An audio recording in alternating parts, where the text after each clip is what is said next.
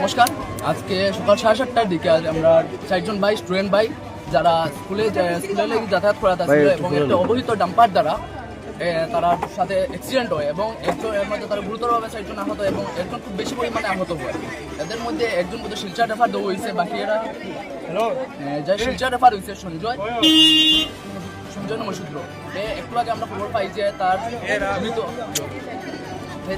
প্রাণ ত্যাগ করে এবং আমরা আমাদের নেতৃবৃন্দ বা আমরা যে এখানে যারা আছে তার কাছে একটা রিকোয়েস্ট জানাইতে চাই যে এই রাস্তাটা সুপ্রাকান্তির যে রাস্তাটা আছে এটা আমরা একটু করুক। আমরা 2 দিন পরে খবর পাই যে আমরা এখানে ডাম্পার অ্যাক্সিডেন্ট হয়, অবৈধ ডাম্পার দ্বারা অ্যাক্সিডেন্ট হয়।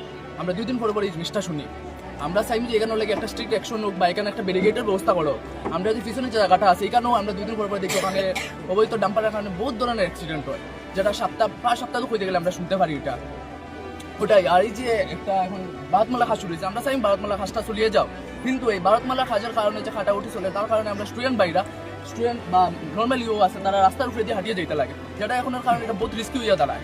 এর কারণে আজকে সকালে যে ইয়েটা হয়েছে আমরা চাই নেতৃবৃন্দ বা আমাদের পুলিশ প্রশাসন এর উপরে একটা স্ট্রিক্ট অ্যাকশন লোক এবং এটা একটা তারা যারা মৃত হয়েছে তারা যাতে আমরা স্টুডেন্ট ভাইরা একটা জাস্টিস দিতে পারে। আমি কথা পাতিম, এইদিকে পাতিম, রাস্তার ব্লক করে গেলে কেরকম কথা পাতিতাম কত মানুষ